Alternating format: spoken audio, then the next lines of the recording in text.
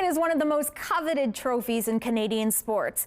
The Grey Cup has landed in Winnipeg and our studio ahead of the week-long festival leading up to Sunday's winner-takes-all game between the Montreal Alouettes and Saskatchewan Roughriders at Princess Auto Stadium. And we have got the goods here in studio thanks to Jeff McWhinney, who is the keeper of the Grey Cup.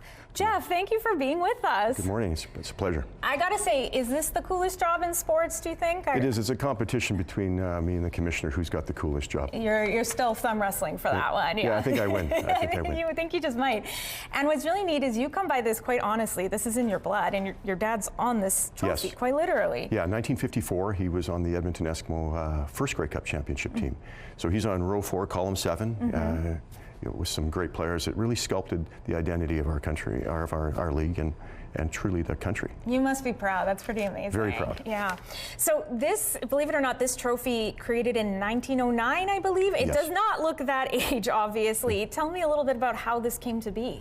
You know, in 1909, we were an 18-inch trophy. And so we went from 1909 to 51, 52 to 1986. And Commissioner Doug Mitchell gave us this history book. We have 4,049 names, describing really 4,049 chapters, one of the greatest history books we have.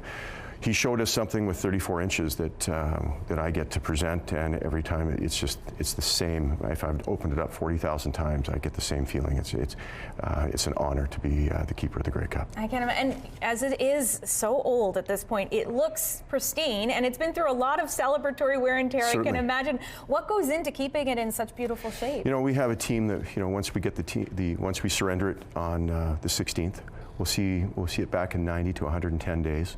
There will be an integrity check. We'll get it back into Grey Cup ready for the next Grey Cup year. But it's we have a good team that takes care of it. Yeah, well, we don't know which team yet. Yes. We'll see.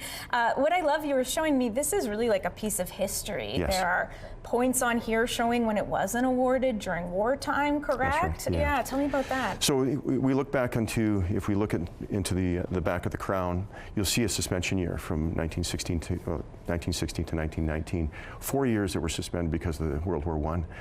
A lot of those guys are in Flanders Fields that are here, so in the wake, we're running up on November 11th.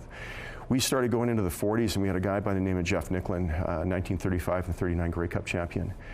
He was a lieutenant colonel, and that chronicled our World War II. We suspended from 42 to 43 and 44 for the war years. Morale, physical fitness, because these guys had to have the ultimate locker room, because they're going in to fight for freedoms and fight for us. I mean, it's incredible. So this week we'll be here on Remembrance Day, obviously, but then in the week-long lead up to the Grey Cup. So what have we got planned for the actual trophy as we lead up to the game? We have gala events. We have hospital visits. We'll be tomorrow, or we're preparing for Remembrance Day to visit the Tommy Prince Trophy, or the statue at Kelowna Park. We're going to talk about that. Then we're going to, like I said, hospital visits, our gala events. And of course the awards night. So much amazing, and we're showing footage now of how it came into town, rappelled down into the Forks by members of our military. I mean, that's pretty amazing. That's an iconic entrance, if I do say so myself. Yeah, it was. I trusted them. Were you sweating a bit? Yeah, I had a full head of hair, and.